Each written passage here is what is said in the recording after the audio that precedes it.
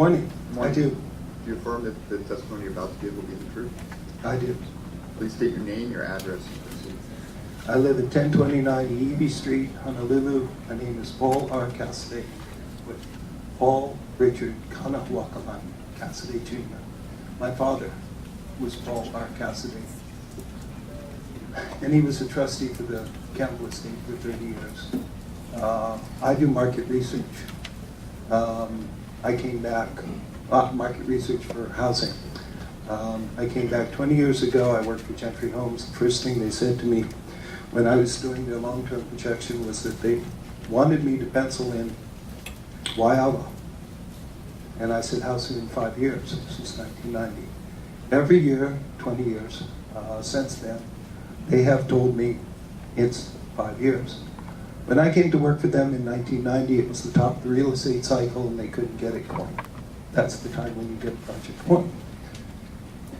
15 years later, 15 years later, there's another real estate cycle. It's the top of the cycle. A whole bunch of mainland companies come into Hawaii and they look at doing Waiawa Ridge. They can't make it pencil. It is too expensive at the top of the cycle. The other day, there's an article by Keone Dudley about the numbers that you're looking at. He posited that Waiawa would contribute 12,000 homes. I would say that that is very unlikely in this real estate cycle, which is about to kick off again, and maybe not even the next one. It's too expensive. So you take off 12,000 homes of the 60,000 homes that have been zoned. I've looked at those numbers, the 60,000 entitlements for 20 years, and you can't take them as numbers that are actual, but that are all apples. You have to take out some of the numbers. Some are Waiawa, which won't get built because it's too expensive. Then there's Makihiva, which is too expensive and they'll never have affordable housing. And then you take out the wine homelands, you take out the affordables, and you come down to a much smaller number. Then you have to overlay that with the utility of that number, which is a whole bunch of trusts have zoned land, and a whole bunch of trusts don't have money to go ahead and do it, and they are prevented from going ahead and developing. They need a builder.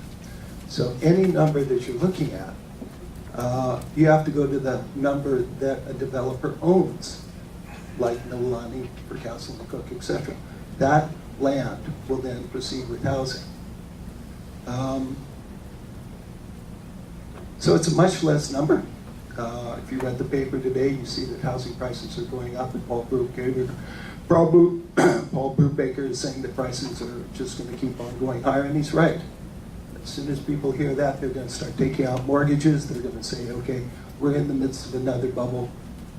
And for the next couple of years, you guys are going to see guys like me coming up and saying, look, we need help. Housing prices are too high. We want you to supply houses. If you don't do that, high prices drive people away. Again, referring to Mr. Dudley's article, he said, you know, you can't eat houses. I was thinking about that, shared it with some people. A friend of mine said, well, you know, why can't you just split the difference? Why can't you have a house that you can eat? I shared that with somebody else, and they said, no. The solution is to have a house where you can grow tomatoes on top. That way you can have your house and eat it too. What you guys are looking at in your responsibility is what is the highest and greatest public good. In my opinion, building houses on this land relative to growing tomatoes is a higher public good for a couple reasons. It injects money into the system. It goes directly to people's pockets, the laborers. Housing is probably the best form of investment. It gives laborers money, and it spreads out very nicely. On top of that, besides the injection of money, which helps the economy, you build a community. You build cheap houses, or cheaper houses, The houses at Ho'opili will be cheaper than those at Makaiva and other places. Coral Ridge, the houses will be more expensive because the infrastructure costs more. So the secondary effect is you build communities with affordable prices, not affordable housing prices, but lower prices than would be otherwise.